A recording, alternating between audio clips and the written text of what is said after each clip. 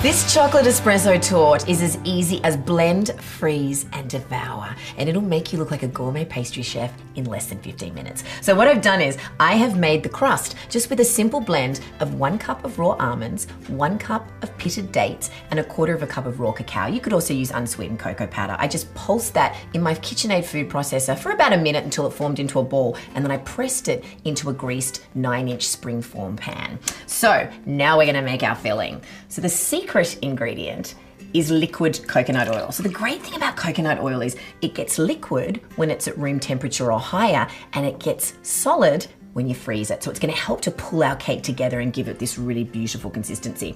Then I'm gonna add 1/2 cup of coconut milk. So that's gonna help to really give it this really beautiful, rich creaminess. Sweetening it with 2/3 cup of pure maple syrup. So not maple flavored syrup, use the pure kind. It's gonna really give it this kind of sort of almost smoky flavor, which is really delicious.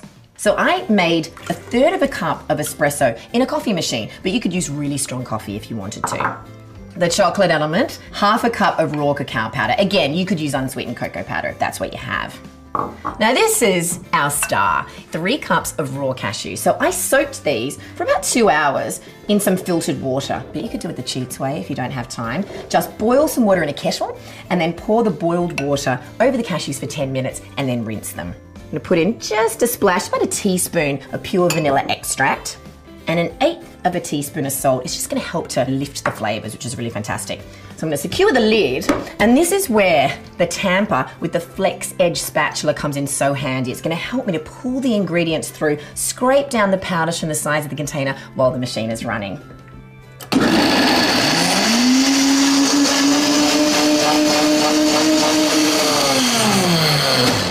That is perfect. I'm gonna pour it into the crust, and I'm gonna use the flex edge spatula in the tamper. So I'm just gonna give this a bit of a jiggle to make it level. Now what you could do if you wanna be really fancy, just take like a little butter knife and just do a big swirl, and that'll just make it look really pretty on top. I'm gonna cover this with foil, and I'm gonna pop it in my freezer for 6 to 8 hours. Oh, that looks delicious. So I just defrosted the torte and pulled it out of the freezer into the fridge for about an hour, gently released it from the springform tin, and then you can slice it however you like. This is about the right slice for me. So you can just serve this with shaved chocolate, some yogurt, some ice cream, and you don't have to eat the whole cake. It freezes really well. So any portions you don't want to have, just pop it back into the freezer. It'll keep for about a month. This is creamy, rich, and delicious, and dairy devotees will never know the difference. I want to see the divine desserts that you're making. So share with me using #TheBlendedLife, and you can find more easy, delicious recipes like this at blendwithkitchenaid.com.